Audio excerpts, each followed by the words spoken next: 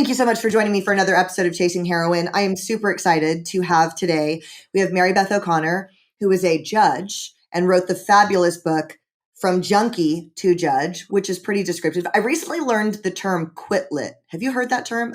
I have. Okay. I don't love that term. Do you? It sort of minimizes it. Exactly. In a certain way. That's what I thought, because it makes me think of chick lit.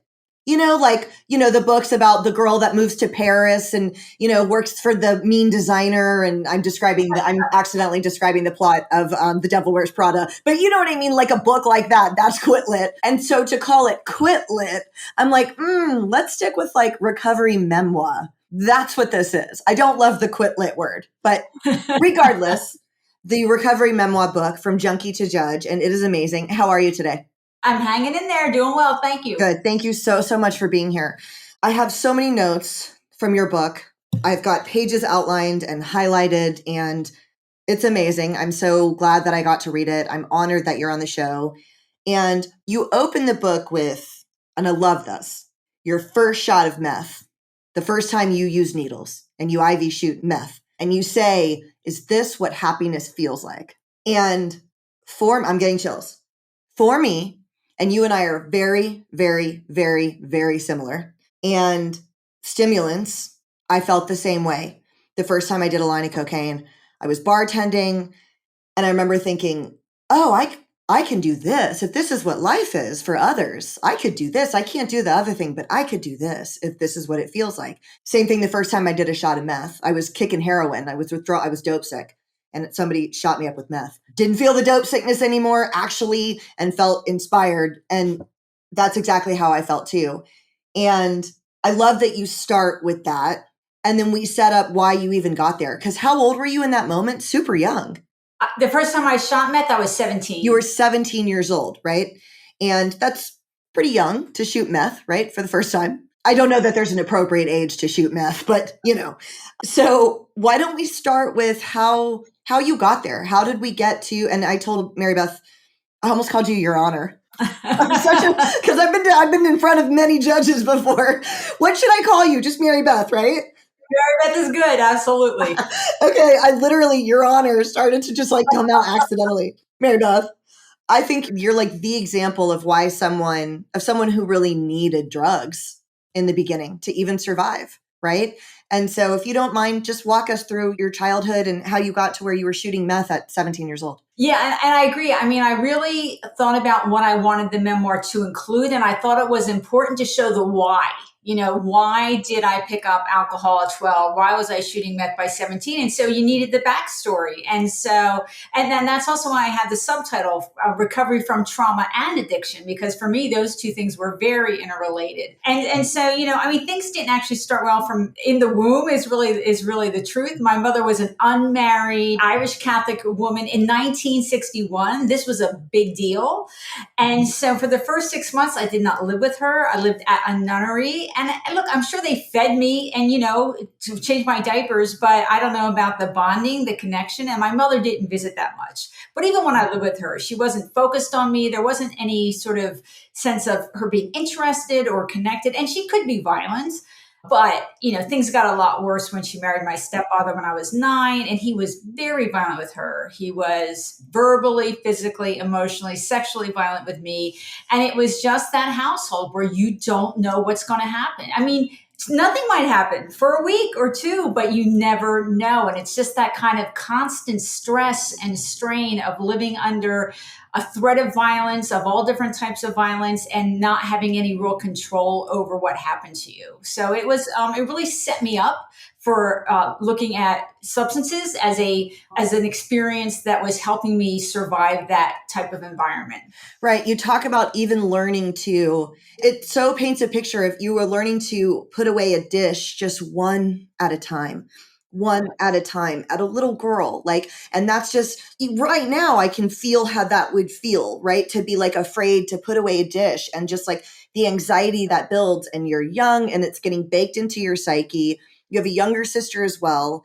And he, if you don't mind sharing about the incident, he almost molested you but didn't, which is so odd. Do you mind sharing that? He got me out of my bed in the sort of the middle of the night, but that wasn't uncommon because he worked shift work. And sometimes my mother would be like out bowling. And so he would have me come into his room to be with my brother until my mother got home.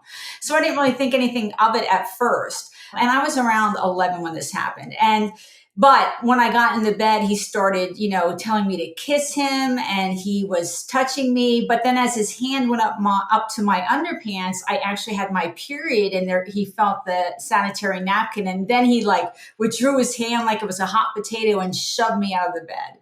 And after that, he never did touch me like that again, but he always, regularly was making sexual threats, and he would back me in a corner and up against a wall and tell me he's going to teach me how to do oral sex, and just a lot of threatening behavior. So I didn't know he wasn't going to go further again. I was always worried about it being something more physical. So that's sort of how it played out. It was that sexual threat, even though he never actually raped me in the end or even really touched me that directly after that. That's terrifying. And I know that, and I know you know this too, I'm sure, because you did so much work with trauma. Imagined events traumatize us equally, right? And so the fear of that happening must have just been it just added to that anxiety.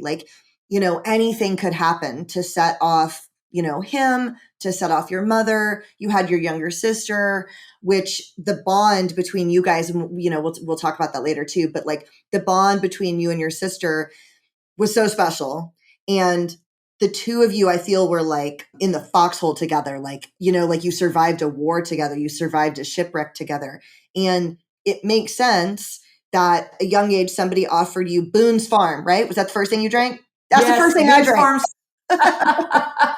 And you mentioned two other things. That Mad Dog 2020, I drank that also. Yes, I remember.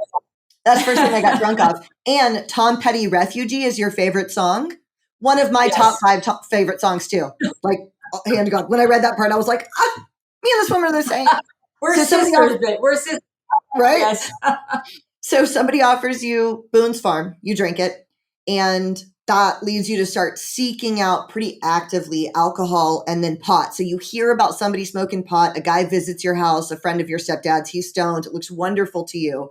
And so you start pursuing these things, right? Yeah, I was sort of primed to look for it. I mean, after the first alcohol experience, it was like, oh my gosh, this is a positive experience. I want more. And then I was sort of attuned to it. Any mention of anything related to any drug or any new drug, I would notice it. I would pick up on it. I would remember it. I would be looking for it.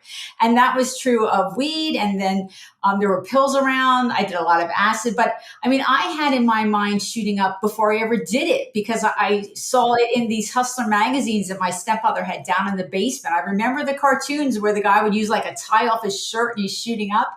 And I mean, all of these things that someone else might have sort of, flitted over. Not for me. It was hyper-focused. It was getting my attention. It was in my memory. I was waiting and looking for those opportunities to do that behavior. And the other thing that, just to give you guys some context too, you're incredibly, incredibly, incredibly intelligent. So as all of this is happening, you've got this incredibly high IQ. You're doing really well in school when you go. And so the dichotomy between you being super, super intelligent, and I feel like this is something that a lot of addicts kind of struggle with or have happen. So you're super, super intelligent, and you've got this side life where you're actively seeking drugs and hard drugs. And that's just so fascinating to me that you were actually able to navigate both. You end up getting into UCLA as this is happening. Well, I navigated for a while, right? And so, first of all, school, it was my one positive place. I mean, it was the place where I got positive attention. The only place really where I got positive attention, where I felt seen and noticed and appreciated and valued, So school was really important to me. So I did everything I could to sort of maintain that relationship with school because I valued it. And I did I was able to manage school pretty well for a number of years, but by the time I started shooting meth, which was right before my senior year of high school, it became harder. It's just that by that time, I had taken all the classes that college looked at, or almost all of them, right? I mean, your senior year, they don't really see those grades, or they don't see them after the first marking period. So by the time I started skipping a lot more school, and by the time I started having to go to teachers and ask to make up work and take the test late that I hadn't gone there for, by the time all that happened, I was already accepted into Right. college. And Right. so it didn't impact me at that time. And you got really, really high SAT scores, right? Yeah, I had really high SAT scores, and I did get into UCLA, and then later I transferred to Berkeley and ended up graduating from Berkeley. So, but the problem started later. Yeah. Do you remember what you got on your SATs? I know it was 95th percentile, which I didn't go to like a upper middle class high school. I went to like a working class school. And in fact, when I was at UCLA and found that most of the students had taken SAT prep classes, like prep for how to study for that, I was shocked. Yeah. I never heard of this in my life, Yeah. So Yeah. I remember that I don't know the numbers, but I know it was 95th percentile in math and English. I'm curious because I did really well on my SATs and I got in early admission to a good college, same thing. And I would talk about my high SAT scores, and it kept me feeling different for a long time from other addicts. Like when I was shooting meth and when I was in those situations, I would think for a long time, you're obviously like a drug addict, you've got a real problem, and you might end up in a church basement somewhere doing that 12-step thing. But I got a 1400 on my SATs and I'm different.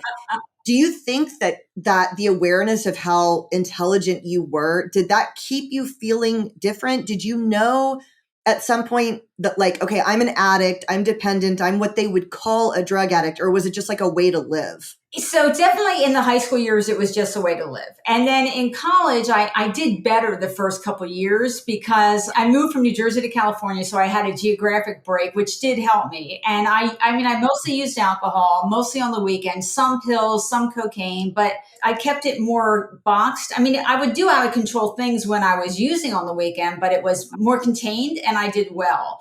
Until I had this, really bad multi-assailant rape in college and moved in with a violent boyfriend. And then in January, my senior year, I picked up meth again.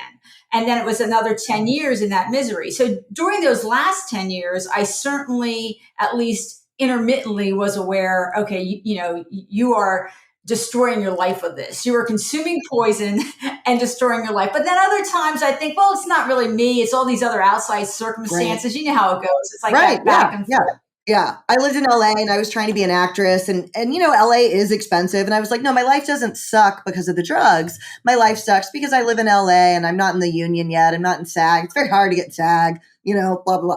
One thing before we moved to the college years, I love this line. On page 96, you said, because your parents never really addressed, you have track marks. You're clearly displaying signs of someone that's using and abusing drugs or alcohol. And you say, and they never address it. And you say, it is difficult to reconcile being beaten for spilling milk with silence about escalating alcohol use. It reminds me that they did not care about providing appropriate parenting or guiding me to become a productive and happy human. Instead, they lashed out to release their own emotions and justified it based on the most recent irritant. I love that line. And I feel like that probably encompasses most abuse when it's from an authority. It's just a way. It's not even about the trigger. It's just a way for them to release whatever's going on with them in this really unhealthy way.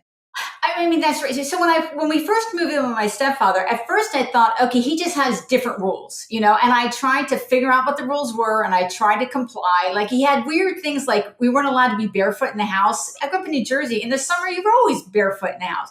My mother, we had to call her, we couldn't refer to her as she or her. We always had the same mom. So it was like these weird rules. And at first I thought, okay, I just got to figure out what the rules are and then everything will be all right. But over time, I realized, oh no, that's not right. No matter what the rules are, the rules change. You could do the same thing 9 times and it's fine. And the 10th time, it's the worst thing anybody in the world did. The rules come at you. So gradually I realized it wasn't about me or what I was doing. It was about him and where he was that day and who yelled at him or he woke up in a bad mood or hung over from beer or whatever. And that was an important realization to know that I developed techniques like putting the plate away one dish at a time, which I also taught my sister to reduce the odds of getting beat that day, but there was no way to eliminate it. There was just no way. It was out of my control. And that was an evolutionary process to realize that that's the situation that I found myself in. And it's amazing to me that you did so well in school with your environment being so unsafe, because I can't believe you were able to go to school and learn, because most kids, like, you can't really expand emotionally or develop emotionally if your physical safety is always at risk, and your physical safety was always at risk. And so it's just amazing to me that you were still able to like learn and adapt. And I'm sure that constant, again, it's like that theme of like constant threat, like I'm not safe, I'm never safe, there's a constant threat, that impending doom just all, came together in that perfect storm.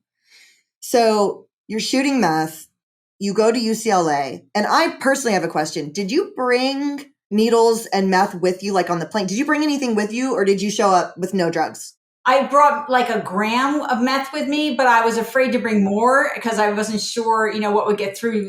I mean, there was even then some security on the airplane. I didn't bring meth. Yeah. So I had a gram of meth and no needles. So I knew I was hitting a crash soon. I knew I was hitting a crash.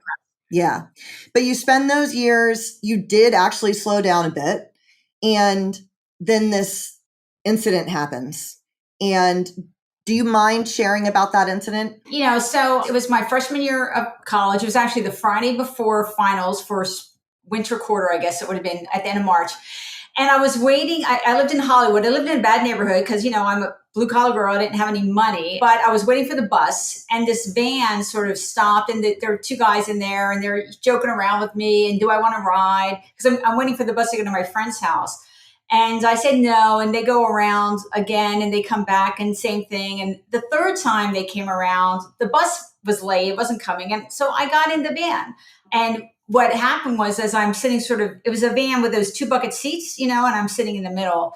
And suddenly somebody comes from behind. I didn't know there was somebody in the back, and really just sort of grabs me and throws me on the ground, sticks something in my back that they say is a gun. And then the van's picking up speed. And I'm like, okay, well, here's how I die, here's how I die. And it's not going to be fun between now and when I die is sort of how I was looking at it.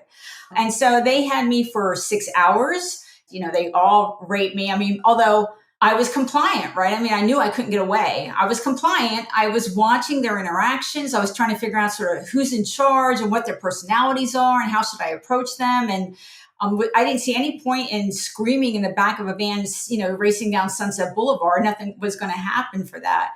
But they did stop to get gas. And that was a really emotionally agonizing moment for me, because I'm looking at the door. Two of them are outside. One's with me, trying to think, could I actually reach the door, open it? Those heavy van doors, they're hard to open, get out or yell and have somebody help me. And I debated it. And then finally I decided I wasn't going to get out, and it was just going to piss them off and it was going to make my death more painful. And so I didn't try. And that decision, that weighed on me for a long, long time about that decision. But eventually they did let me go. So, it was excruciating experience, and it really took me down another dark turn in my sort of my history and in my depression and my anxiety, and sort of opened me up to picking up meth again. I can't believe they let you go. I mean, I knew because I heard your story on and obviously you're alive. So I guess that's how I would know if they let you go. But also I heard you tell the story and then I read the book. But I was thinking, like, I feel like also back then, there wasn't really the same. What year was this? It would have been in 81. Okay. So there wasn't really the same. I feel like people could like get away with that kind of stuff more back then. Do you know what I mean? Like, there wasn't the same level of like investigation surrounding something like that. You as a woman, and you write this in the book, you were like, why am I going to call the cops? I got in voluntarily. Like, it was just different. And like, they would have known that too. And I feel like people at that time, predators at that time, it was just almost like a free for all sometimes, like Yeah, I mean, unfortunately, still, way too many people, the percentage of rapes that's reported aren't that high. I mean, first of all, a lot of rapes are people that you know, right? And That's true. that's That's a true. different level problem. But I also had experiences with the police, with my stepfather. And I knew that they weren't really, I did not view them as attuned to my well being or as, caring about me. I mean, they only arrested him one time when he really almost killed my mother. And the other times it was just, go cool off or pish paw.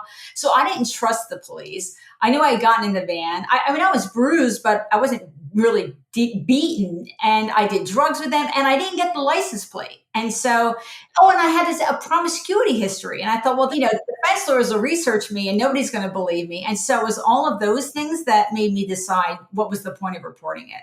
But yeah, it's an unfortunate decision that too many of us make because we don't trust the system. I Yeah. do think the system's better, but we're still Right. not where we should. Right. Yeah. And what struck me too about that moment is that you described, like you said, you were watching them, you were observing them, you were calculating risks, you were making decisions in the moment. And you said later, had the trauma from your childhood actually trained you in that moment to calculate the best odds. And I feel like it probably did. I mean, looking back, because you eventually came to that realization because you agonized with the choice, but you put it so beautifully in your book. You're like, I'll never know in hindsight all the information I had in the moment, all of the sensory cues. And in that moment, I just have to believe now that I made the right decision. And I agree with you that the trauma and the childhood abuse probably prepared you for that moment to survive. Yeah, it was like, I mean, I didn't sink into panic or hysteria, right? I was able to stay calm and I was able to sort of shove my emotions down and deal with the situation. And I do think that was that trauma experience that helped me do that. It was also experience with trying to manage my stepfather to the best of my limited ability, but still some success. And all of those things did play into it. And I mean, that decision in the gas station haunted me honestly for decades. And when I wrote the book, it was really another level of acceptance that I made the right decision. I mean, realistically, I was not going to get out of that van in that gas station. It wasn't going to happen. And I did have more information then, and I was paying attention, and it was a conscious decision. It wasn't casual or me giving up. I thought about it for like what seemed like an agonizing eternity. It was probably like 90 seconds or 3 minutes, But it's hard when you're faced with a situation where you have two poor choices, and which poor choice are you going to take, and how do you live with the choices that you make? And I do think that, my choice to interact with them on a friendly basis and not sort of make them view me as an enemy or not to increase their stress, I think that probably increased my odds of survival. They would have killed me or not. Otherwise, I don't know. But the main guy, I did really believe that my life was at risk from him in particular. And so. Yeah. And I remember you identifying him as the ringleader, and, he was going to go last, and you thought that's bad. If he's last, he's going to kill me. You just were able to respond with each one of them differently. And you're right. Those van doors are heavy, especially back then from the side. You got to Yes. all of that, all of that makes sense. Thank you for sharing about that. So with all that, you take finals that Monday. And again, I think it's like there has to have been a part of you that knew how to dissociate and compartmentalize that had just happened. You had been gang raped, and then take finals, do well, continue your college career, and graduate. You graduate, or you ended up transferring to Berkeley, right? For your last 2 years? Okay, right. Yeah. So you move with this very abusive partner, you move to Berkeley and graduate and get into law school. And then things continue and then I feel like, because as I was reading your book, I was like, because I'm still such an addict, right? I have 8 years, but I was reading your book and I was like, oh, she was kind of managing, like she was going to college. Like she wrote the book she could still use, you know what I mean? But then, it's like the progression of, I know you're on 12-step person, but they say in 12-step, the progression is, the disease is progressive over time, and it progresses into law school, and then things kind of fall off a cliff from there, right? Yeah. I mean, I picked up meth again in January of my senior year of college. And that was really a combination of just not having strong skills anyway with managing emotions or situations. Then the rape and moving in with a violent boyfriend, I just sort of couldn't hang on. And I started using meth again regularly. So by the time I get to law school, and it was Berkeley Law, I mean, a top 10 law school. And by the Yeah. time I get there in the fall, that's like 9 months after I pick up meth again. So I'm in no shape for law Right. school by the time I get there. And Yeah. no shape at all. I mean, and so I ended up withdrawing because I knew I was never going to graduate and I was going to probably fail out. And so rather than fail out, I like filled out the right papers and I withdrew.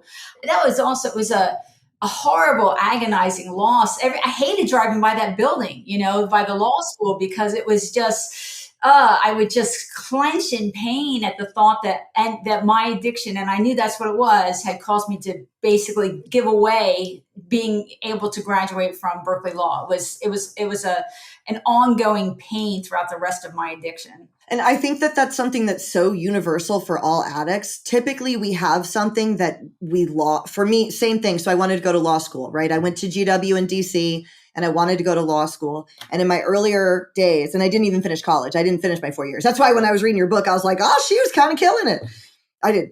And same thing. It was like, my friends, I had a really good friend go to law school and I was like watching her, and then she got married and she bought a house. And I was like, oh my God, they're buying homes. She's like a homeowner and I'm like this drug addict. And my husband had this amazing, he would have been a collegiate soccer player and lost it. And I feel like so many addicts, like that's such a universal experience, is like losing a dream, losing something we're good at because we sacrificed it to our drug use. And we know inside, and we can paint a picture about it on the outside, but we know inside what happens. And I think that that's such a key piece of recovery, is getting to the point where we can accept the thing that we've lost, right? And for you, though, you were able to get it back, which is incredible, and which occasionally happens, right? And there are two paths to that acceptance. For me, I'm totally fine with the fact that I didn't finish. Doing something, like, wouldn't change it if I could. But in some cases, like yours, you actually get a redo. But I do also want to talk about, because this comes up later, you meet your friend Gina at this time.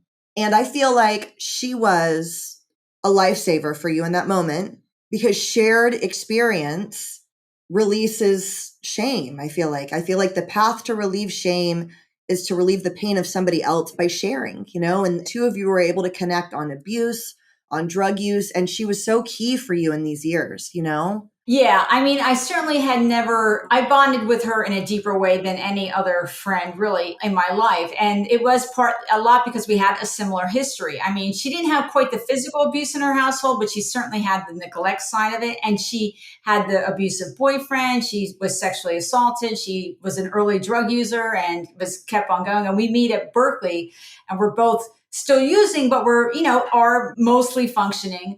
But it was that emotional bond. It was just a feeling of, I understand you, you understand me, we are sisters in every way. And it was a beautiful, important relationship in my life for a very long time. And she was a lovely person, and I still miss her to this day. Yeah. And I'm sure it was nice to feel that you weren't alone, because when you were a teenager and when you were in college, did you think other people had experienced any of this stuff? Or did you feel like I'm the only, like, what was your awareness? Like, it must have felt like you were the only person that had this type of background. It must have been so isolating. Well, I certainly felt like, I had another multi-assailant rape, not just that one. And I was kidnapped as a child. Who has 3 kidnappings? Like, that's, this is outrageous. And then my abusive stepfather, abusive boyfriend. It wasn't that I didn't know anyone who had some of these things. It was the combination that to me seemed like there's just something really sort of wrong with my life, that I've got this long, long list of traumas, this long list of horrible things. But then, on the other hand, I chose some of it, right? My abusive boyfriend, I knew he was abusive before I moved in with him, and I did it anyway, and so there was that sort of lack of really appreciation or understanding of how to get out of it, of how to get well, of how to move forward. I just didn't really understand it. I was really stuck in it, and it was dragging me down. Yeah. So how did you meet Doc? And Doc is your current husband, right?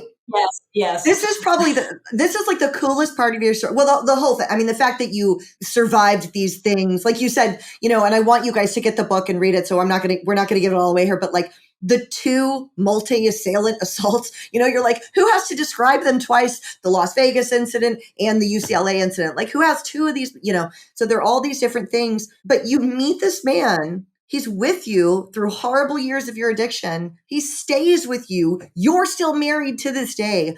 And I love that you address in the book too, you guys really had to navigate once you were clean, your relationship changed because you changed. How did you meet him? I met him at the pub at Berkeley, the Bears Lair pub, which, because he had graduated like 10 years earlier than I did, but he was still affiliated with the radio station there. And so he would come up for radio station meetings, and he had friends, and they would meet in the Bears Lair. And so Jeannine and I met him together. We met him together. And so that's why I say we met the old fashioned way in a bar, So. That's kind of the old fashioned way. I think about that now because I'm married, and I'm like, hey, one of the main reasons why I don't ever want us to get divorced is like, I'm going to go on Tinder. I never had to do that. I didn't have to do that. You know what I mean? And that's what all my friends do now. And I'm like, so, to me, meeting in a bar is in fact still, the old fashioned way. So you meet him, your drug use continues while you're with him. You're getting jobs that you're obviously, overqualified for because you didn't finish law school. There's all these missed dreams. Before we get to the recovery side of your story, and you finally do go to rehab, obviously, here you said as a federal judge. What was the last incident that, and I know it was a series of things, but like what got you to making the decision, I need to go to treatment? I mean, it was really the culmination of 10 horrible years. So I pick up speed again in January of my senior year of college, and I don't go to rehab until I'm 32. So, it's a long friggin' haul. And during that time, as you say, I worked my way down the corporate ladder because I couldn't hold the job for long because I was using. But mostly by 32, my body was really showing signs. I was having physical problems, and Doc was really like done. Like he was ready to throw me out. And I was so exhausted. So deeply, deeply exhausted and miserable. I couldn't even move forward an inch anymore. And so for sort of as like a last ditch, I was like, well, what if I go to rehab, And so at 32, I finally did. Right. Okay. Yeah. Cause he walked into the living room and I did the crossword puzzle thing too. My last 3 days, it made me feel like I was still in there. My last 3 days of use, I was in a doghouse. My listeners know the story. I was in a doghouse, smoking meth, shooting heroin, and doing a crossword puzzle, freezing in a doghouse in January, doing my crossword puzzle and picking my face in the dark, which you talk about too. I had a compact with a light on it, doing meth, picking my face, doing a crossword puzzle so I could pick my face better in the dark. So he walks in, you've got your crossword puzzle, the ashtray's overflowing. You were supposed to have quit. Clearly you didn't.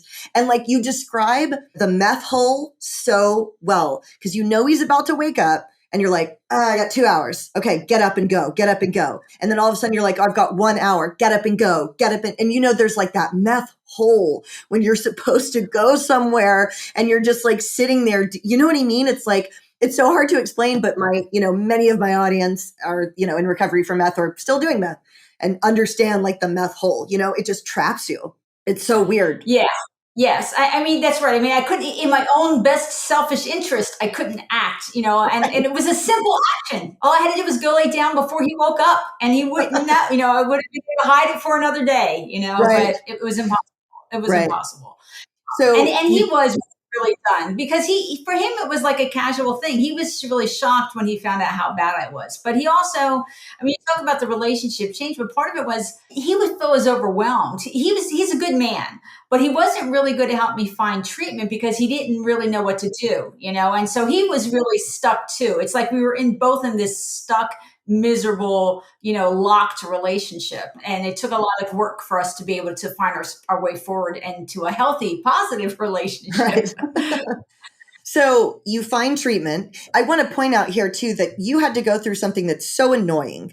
And they still do this in some places, especially if it's affordable. You're expected to call every single day and see if there's a bed available. And I was homeless trying to do this with no phone. And so sometimes I have people that are like, well, resources are available and people don't want to. And I'm like, yeah, but resources aren't always easily accessible like that. And, you were doing this in 1994 and it's still, I've had to do that too, where they ask you to call over and over and over again. So fortunately you were housed and had a phone and the faculties somewhat. You had to call every single day for 3 months, right? Before you got to bed. I had to call for 10 weeks every Monday from 9 to noon. It was very specific to keep my name on the list, and you're right. I mean, we still don't have readily accessible, affordable treatment for everybody. It's still an ongoing, and I was proud that I did it, because that was like hard. It was an accomplishment, and I was housed and I had access to a phone, and it was still a challenge to remember to do it. There was no cell phone bell to go off in 1994. I actually had to remember. Exactly. How did you pay for it? Did doc help you pay for treatment? At the time in California, you could actually get disability for being in treatment for substance use. It went away later, but you could. And since I had worked off and on and paid into, it was part of the unemployment / disability system. Okay. So they actually subsidized me, and it was a low cost program. It was, I didn't have insurance and I didn't have savings. So it was a low income, basically like a low income program. But I mean, today it's problematic. I don't know why we don't offer that, to everyone to get some option to be able to pay for. But that's how I basically did it. Was I was able to collect disability while I was in treatment. They do that again in California, by the way. If you have a substance, you can get disability. You said maybe it stopped for a little while. You can again right now. Good. So that's good to know. Yeah. So you go to treatment and you were introduced to, and this is a lot about your recovery. This is where this journey starts for you, and why I love your book so much. And I can't wait to recommend it to my audience, because the second half of your book is really a roadmap to a secular non-12-step way to recover. And you get to treatment. They talk to you about NA. They're taking you to NA, and it wasn't a fit for you. And so would you mind sharing about why it wasn't a fit for you? Yeah, so the problem wasn't that they were telling me one of the options is 12 steps. They told me, and unfortunately, many programs still do this, it was the one and only option. This is all there is. There is no other way. And that was problematic because it wasn't a way that would work for me. And so, I don't believe in a higher power. I wasn't going to turn my will and my life over. I wasn't going to agree I was powerless. I really didn't like to focus on the defect side of things. So for a lot of reasons, it wasn't a good fit. But they were adamant that this is all there is. They swore there is no other option. So as a result, I had to think, I believed them because they were the experts. And so I really thought about, what am I going to do? And so I decided to really just trying to find the parts of it that I thought would work for me and ignore everything else. And so, I read all the big book, all the NA text, all the rehab materials and classes, and I was just looking for the ideas that I thought would help me and sort of filtering them that way. Like the powerless idea, I didn't like that, but I thought about it and I decided, well, what I can agree is that I am powerless to moderate. There is no moderating. Right. Yeah. And powerless to use in moderation. Yeah. Is eventually the compromise you got to on that. And you know what? You say something in your book. So I'm a 12-step person, but you say something in your book that I hate this too. When someone says your higher power could be a doorknob. Oh, yeah. Right. Come on, man. I know. It's not true. I'm going to turn my will and my life over to a doorknob. That isn't real. That's not real. And people say it, I think, and I do agree conceptually that your higher power can be anything but outside of yourself. But the inanimate object thing, when people make that joke, I'm like, okay, so you heard that from someone who heard that from someone who heard that from someone. And the impetus of this was a sarcastic joke, probably. But it's become misconstrued as a real, actual, helpful little piece of advice there, that it could be a book, a hard copy book. So when you wrote that, I laughed out loud because I was like, I don't know if I've ever heard anybody else say that out loud, that's the stupidest fucking thing that they say in the rooms, as they say, and again, I'm a 12-step person, I'm a higher power person, but that doorknob thing is dumb. I support 12 steps when it's the right fit. The problem becomes when people go from this is what worked for me to this will work for everybody, or even worse, to this is the only way that works. And none of that is true. Even at the time, I found that as when I went home, and as I say, it's 1994, so there's no internet. I went to the library and looked for options, and I found them even in 94. And there are so many options today. And also a lot more people do the mix and match thing.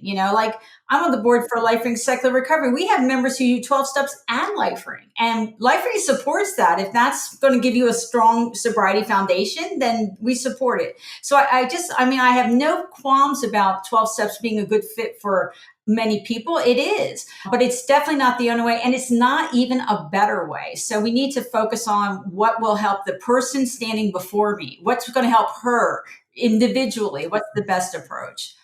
And I would love to talk about, because you found all of these different options, some that I didn't even know about. So in your year one, so you've got your NA year one and then your secular year one, and you talk about, and this is really cool. This is when you heard the Tom Petty Refugee song too, and you wrote it. And I was like, yes, I love that song too. I play it in my spin classes all the time.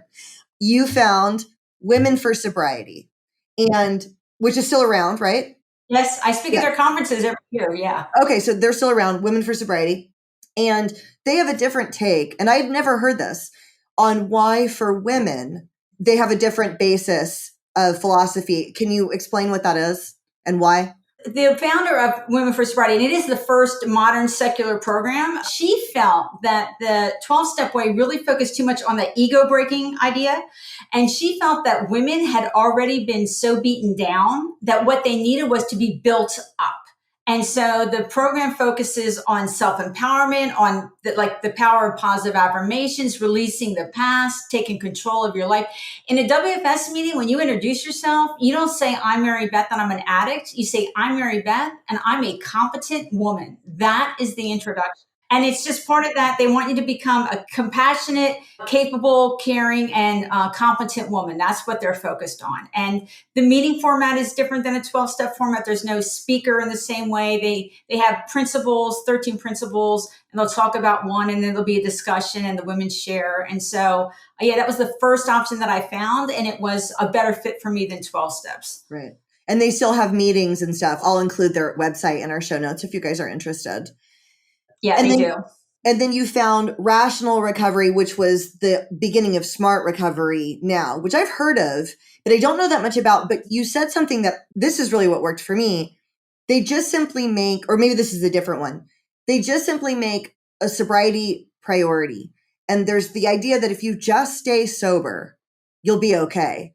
That is what I ended up finding out to be true for me. Like, I've not done the program perfectly, but I did learn this time because I was in and out, in and out, in and out, in and out. Okay, if I just stay sober, then everything else will kind of work. Like, I do like that, that concept makes sense to me. So Rational Recovery, which became Smart Recovery, what's that one about? Yeah, so Rational Recovery is around a little, but mostly Smart evolved out of Rational Recovery. And Smart's focused on cognitive behavioral therapy techniques. And also they mix in the same meeting, they have not just people with substance use disorder, but also other behavioral disorders like gambling or overeating. It's all together. And their format is a little different. It doesn't have a share like a 12-step meeting, but they have sometimes a topic, or there'll be a leader will present about a certain sort of idea around building a strong recovery, and then they'll have a conversation. Also a self-empowerment focus. Okay. And then yours that you kind of came to, right? And like you said, it was sort of a mix and match. And I love this. This is in year 2. You kind of started to, put these things together. As you referenced earlier, like, you can admit not necessarily the whole powerlessness, but I am certainly powerless to use in moderation. And that's like a step 1 for Mary Beth, for me. And I love this part. You took a time to recognize your core strengths that you still had, even as you were using, that you still had some core strengths, and you took the time to recognize those. And I love that. Yeah, it's funny because when I got sober, I had really sort of lost that connection to the Mary Beth who did well in school and all that. But I thought about it and I thought, who was I initially? Like, she's still in there somewhere, right? If I can reconnect to sort of my initial skills, my initial strengths, my initial personality, that will be to my advantage to sort of rebuild my connection to her. And so I did consciously decide to do that. And it was a really helpful technique in sobriety. It was sort of a reminder that there was a Mary Beth other than the way I had been living for the last 10 years. There's another version of me inside there. I just need to bring her out again. I just need to strengthen her and put her in the front seat, put her in charge, make her sort of the dominant part of me. And in that pursuit, you decided to go back to law school again. How old were you when you went back? 39. I was 39. Yeah. I will emphasize, for the viewers, that when I got sober, I had this horrible resume, I had a very good degree with good grades and a horrible resume. And so I didn't just leap out into a professional, high level job. My first job when I got home was part-time, temporary, low level admin job, because that's really all I was ready for. I had to sort of build up my skills and my to go to work every day, that was like new behavior. I wasn't doing that when I was using, and so I had to move forward. And so it was at 6 years of sobriety that I ended up going back to law school. And back, I mean, like I had to start over. It was from ground zero because I didn't really do it the first time. And it was 16 years ago, so. Oh, so none of the credits transferred 16 years later. Okay. No. You know what, though? It's really cool to me that you went back at 39 because I remember, and I wish I hadn't listened to this. Actually, now, like I said, I'm fine with it. But at like 26 or 27, I thought about going back. I would have had to have been a sophomore, but with the ultimate goal of going to law school. And my roommate at the time was in law school and she was like 24. And she was like, okay, so that means you're going to hit law school at like 30 or 31. That's a little late for a firm to pick you up later. They are going to look at that. And I was like, okay. And again, now I'm honestly really glad because I love the path. I went into the fitness realm and now I do this and all that. So it's great. But like, you didn't listen to that if anybody said that to you. You went in at 39 and obviously you got a job at a firm when you graduated. Did anybody care about your age? No, I mean, there was some advantage to it. So like, I mean, I ended up at a big law firm when I graduated from Berkeley Law. I will say Berkeley did not take me back right away. So I ended up going to Hastings in San Francisco, but then I was number 3 out of 400 and then Berkeley Law took me back. And so it was definitely a process of getting, back to where I had been. But I will say when I got sober at 32, because I was, I have 29 years of sobriety, but I thought I was old at 32. I thought, oh God, I mean, I had wasted my education. I had really wasted every professional opportunity I ever had. I felt like, well, yeah, things can get better, but they can get like this much better. I didn't understand that at 32, there's still a heck of a lot of life left and anything, can happen in those years. And so I had those same sort of feelings of that I'm old and that I'll never catch up. And, and you just have to sort of work your way past it as you did. I think what we both did was we just looked at what's sort of the right next step, right? And it's not like I didn't plan on being a judge when I got sober. I'm sure you didn't plan on being where you are when you got sober. It's always about what's my right next step? What's the right next opportunity? But also in sobriety, we get to know ourselves better. So then we get to make the choices that we really want, not like some we think we should have choices. But now that I'm 5 years sober and I'm however old, what do I want now? It may not be the same thing we wanted 10 years earlier or whatever, or what we thought we wanted on day one of sobriety, because you get to know yourself and you have new experiences and new ideas and you get to understand different interests and different skills and different aspects of your personality. So it's okay that we change our mind as we go through the process as to what we want. That's actually a really good point in sobriety because I do feel like that's what happened with me is that I ended up being more right later anyways with once I was in recovery because the girl that really wanted to go to law school and all that stuff actually wasn't really that happy. And I feel much more connected me now, and so you're right in sobriety, even if we change our minds, I don't feel like any of that stuff was a loss, right? I moved into what I actually wanted to do. I wouldn't go back and change it. And the college thing was really hard for me to let go of. I was really, really, really embarrassed that I didn't finish college until kind of recently, until, several years into my recovery. And then I was like, and I truly have let it go. I'm weird about, I've shared this on the podcast before, not owning a home is like my thing now that I'm like, at my age, I should be a homeowner. But again, all the things kind of happen. And even if I'd stayed sober, it doesn't necessarily mean I don't own a home. I live in California. It's really expensive. You know what I mean? So it's like, that's not I guarantee anyways, And then you also you utilized therapy in your recovery too, eventually, because you really, really, really needed to address, because you still had what we started talking about with the show, all of that anxiety that had been baked in, right? With all of those experiences.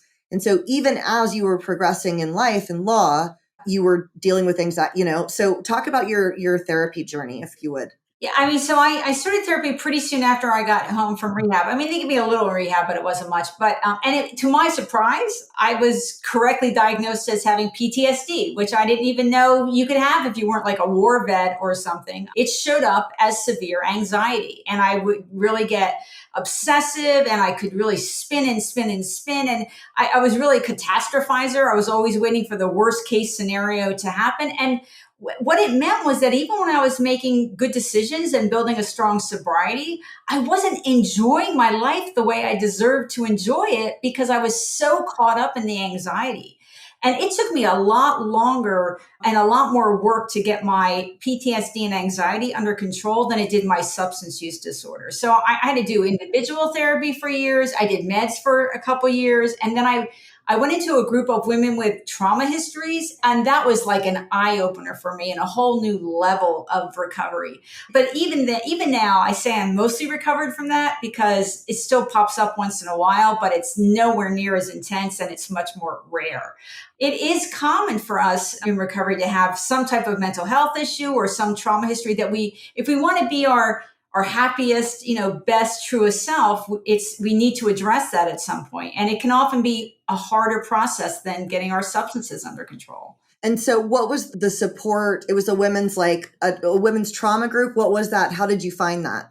So my individual therapist, once I had been in individual, I think maybe for 3 years, she thought I was ready, to go into the group because it was in a way more, it was other people's feelings, but also seeing the way they were connecting their current behavior or reactions to their trauma. They were connecting it back in ways that I hadn't yet realized. Ways that I thought were just sort of like Mary Beth's sort of natural. I'm just high strung. This is who I am. And they're saying, well, no, this is a reaction to this. This is a anxiety reaction to that. And that was just another level of understanding for me that more of my behavior was still trauma based than I had realized. And it just helped me start addressing it sort of from that perspective and helping me make more strides forward. Once I understood that, it helped me make strides forward that I hadn't been able to make up to that point. Well, that's like how it would be the most helpful, right? How is that manifesting right now? Because I'm sure you're right. There are so many behavioral patterns that I think is just me and being stressed out, not managing things. But that seems like that would be so helpful to link it back to something because awareness is so key, right? Once we have the awareness of something, that seems like a really the most helpful tool, right? In that management is how is this manifesting now? I know what happened. I know it was traumatic. What does that look like for me today? How do I live my life more successfully and enjoy the success I'm now making? Right. I mean, I was doing the right things, but I wasn't really able to absorb the happiness from it because my husband called me the "what about tomorrow" girl, because it didn't matter how good things were today. I was always worried about, my biggest fear was that one little mistake on my part and everything I'd accomplished would blow up in my face. That's really was my underlying fear. And it's even things like perfectionism, right? Perfectionism can be a trauma response. It's a trauma indicator. There's a lot of behaviors that we sort of take for granted in ourselves sometimes that are actually have a source that's in some pain that if we can see the connection, it can make it easier to break the connection and move forward. And you did have a breakthrough, right? So you're at this high-powered law firm working, 12-hour days, advancing. And this is why I wanted to talk about your friend Gina that you met. Gina, who continued using, right, as you got sober. Oh, and this is another thing that you say, because your sister continued using, Gina continued using, and you describe it so perfectly in your book. You say, all I can do is be an example of sobriety and remain a lifeline for them. And that is all we can do, and that's such a beautiful way to put it. It's hard, but that's such a beautiful way to put that, It is hard. I mean, when I talk to friends and family, I always emphasize that everybody I know with a substance use disorder, we are friends and family too, right? I mean, we always have family members or friends who are struggling, and they don't recover on our timeline any more than we recovered on somebody else's timeline. And it's hard to get to that place of acceptance because you're afraid they're not going to make it to the end. And Gina, didn't make it to the end. But yes, we know both sides of that coin of having the substance use disorder, but also of experiencing the pain when our friends and family and our loved ones aren't able to move out of it. Right. So she died, and you were obviously, so it sort of knocked you into a different level of life, right? You decided to let go of the constant hours and you moved into where you ended up becoming a judge, right? And so did it just sort of inspire you to slow down more, enjoy life more because she was gone and it showed that it was fleeting? What was the catalyst there? It made me revisit, first of all, had I been there for her enough over the last few years, which, I think when we have people die, we all second guess that in ourselves. And I had been working so much. I hadn't seen her that much. I wasn't showing up for my husband as much as I wanted, or my other friends and family, because my hours were so crazy. And so it was really is this how I want to live the rest of my life, being disconnected from my friends and family, or not able to participate? Like we would have theater tickets and I never could go. My husband started calling my friend his second wife because she was always using my tickets. And so it was a time of reflection. Is this the life I want? Is this how I want to be moving forward? Part of it was that because I had lost so many years, there was this sort of impetus to try to regain, what I had lost. But at this point, it was really a time of thinking, okay, but that can't be my primary motivator for the rest of my life. What do I really want? How do I want my life to be structured? How much do I want to be working? What kind of work? How much time do I want to have for the other important parts of life other than work? And I want to point out here too, you were arrested more than once and got to be a judge because you had your record expunged, right? Because that's the first thing I thought when I was like, a judge, wait, she's been to jail. But you were able to expunge your record. Yeah, I was arrested once when I was 18 and I was able to expunge my record. And I was only convicted, they reduced the charges. I was arrested for meth and hypodermics and they had me plead guilty to a disorderly person offense. It's not even a misdemeanor. Okay, I mean, it was a really low-level offense. And they put in my sentencing order that I could get it expunged if I didn't get arrested again for a couple of years. So that was part of it. But, and the other side of it was that by the time I became a lawyer, by the time I was like going up before the bar to get certified, I already had 10 years sober. They don't ask, did you use drugs 10 years ago? They asked, did you use drugs in the last 5 years? And so I was always way beyond the point that they cared about it, so I was able to tell the truth and yet tell them nothing, It's only after retirement that I've been able that I've really spoken openly about it. And part of it is because I know that most professional people, they hesitate because they're worried about ramifications at work, valid fear. But, I'm retired now and I can say anything and nothing, there's no... I can say anything. You can say whatever you want. So would you have put this out while you were still a judge or no? I mean, I was working on the book when I was still a judge as like a side project. And I was debating whether I would put it out, when I was still working. But I'm not going to decide that until I'm done. Like, what's the point of deciding that? By the time I ended up retiring before the book was complete. And so it didn't come up. I don't know what I would have decided. I mean, it was debate. It's not that I was worried. I mean, when I was appointed a judge, I had 20 years of sobriety. And by the time I stopped working as a judge, I had, 26. So it's not like I was worried about somebody knowing that would appear before me. But it was just more that I knew that there would be flack, from other people. And so it was, I don't know what I would have done. But I never cared. Somebody said, well, what if somebody appears before you and they know? It's like, yeah, I don't care. Yeah. At some point, the years add up and you don't. It was my primary fear in the beginning, though, for sure. Yeah. My primary fear was anybody knowing. I went to this rehab and they had meetings on the beach. And I had taught fitness at like really high-end places. And I met this crap rehab on the beach. And they would sing happy birthday if somebody had like a year or two. It was an NA bonfire meeting on the beach out loud as they could. And there was like people walking by and I would dive behind the other women. And I was like, everybody's vaping and smoking and they're going to know that this is an NA. And I was horrified. And now I have a podcast with my whole first last name on it where I'm like, yep, shot dope for a long time, but in the beginning, it was definitely like my primary fear. The last thing I want to ask you about is your mother. So, because I think the way that you ended your relationship with her is actually probably pretty common, Oh, that's so funny. You drink Pepsi? Was that a Diet Pepsi? Okay. Because I remember you washing down Speed with Pepsis. That's funny. So obviously the relationship was, full of turmoil, and describe how that ended and because you came to a peace, but without her changing. And I feel like that's common. Often they're not going to change, and looking for the apology we're never going to get is a very common thing to try to do. And you came to a relative peace with that. Yeah. I mean, when I got sober, really when I started making some money, like as a lawyer, right? She was trying to get things out of me. And so, but mostly she just wanted to keep having the chaotic relationship that we had. And so at first what I realized was when she acts aggressively toward me, I am responding that same way. And the first step was realizing I don't want to behave like that, so I had to learn how, no matter what she did, I had to, over time, and it was a process, begin to not react emotionally, to just stay calm and to really either tell her, you know, you need to stop, or I'm going to hang up the phone, or I'm going to leave, or just not engaging with her. And that took a while to be able to do that, to treat her civilly, but not to let her suck me into the insanity. And then over time, you know, I got really sort of emotionally more distant from her. I remember one time I must have like 10 years sober, and she called me a junkie whore or something. And I was like, you know, and I realized that doesn't have any effect on me. So I had gotten to the point that her words were no longer able to hurt me.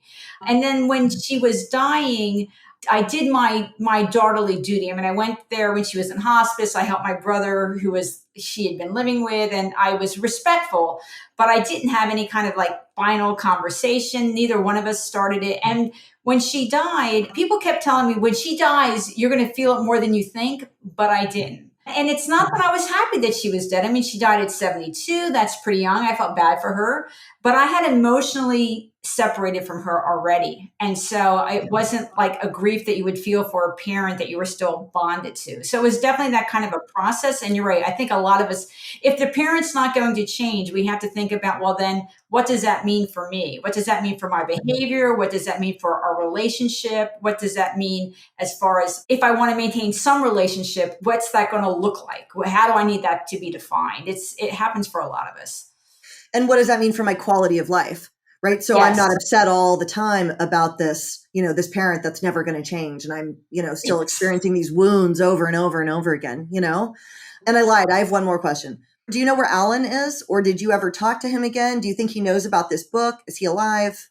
I never talked to him again. He died a year ago. So he died after I had already signed the deal for the book, and it was coming out regardless. But his being dead does simplify things. I'm sure I would have heard from him if we're not dead, you know, but he is. So it makes it easier. Okay. I kind of wish he'd known, though, that you told everybody. But, you know, I guess it does make your life easier. But truth is protected speech, right? Yeah. I wasn't worried about him ever winning money out of me or anything, but I know he would have tried to stir up trouble, you know. And right. Yeah. Well, thank you so much for your time. Is there anything that like I didn't ask you or that you would want to share with our audience listening? I mean, the thing I'll say is, as you say, that, you know, like 30% of the book is about recovery from the substance use and trauma. And there is like a guidelines and a checklist section in the end for people to sort of think through what their plan might look like. And so I try to make it I thought about how can the book add value, you know, like how can it be useful? And so I really tried hard to make it useful as far as sort of showing that whole arc, but also really going into recovery. And I think that can be helpful for anyone who wants to do an individual type of recovery plan or a secular plan, just to give them some techniques that might be useful. Although the general guidelines are good for anybody, even 12-step people. I mean, they're not secular specific, you know. So. No, absolutely. I'm 12-step, 8 years. And I was reading the last part of the book is my favorite. You know what I mean? When you're going over all the different things, and it was super helpful, you know?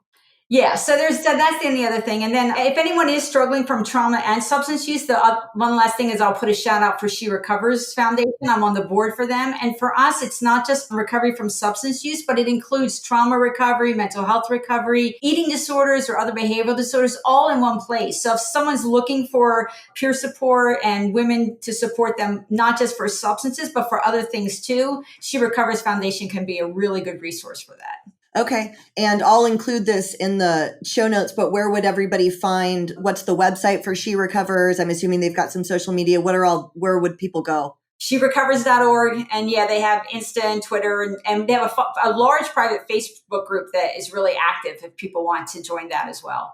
Okay. And if people want to learn more about you and buy your book, where do they go? So my website's junkietojudge.com, and there's a lot of information there. And you can message me through that, and I answer all messages. And I'm on Twitter at Mary Beth O _, and the book is on Amazon and all the usual sites or your local bookstore. Well, thank you so much for your time. It was wonderful to talk to you. I enjoyed reading your book. I also really loved, did you design the cover? I did not, but I had input. I think they did a really cool job. It's so cool, guys. It's chopped up meth and then pearls. Yeah. I love it. It's so cool. So, well, thank you again so much for your time. I really appreciate it. I'll reach out if I have any questions or anything. Sure. Thanks for having me. I appreciate it.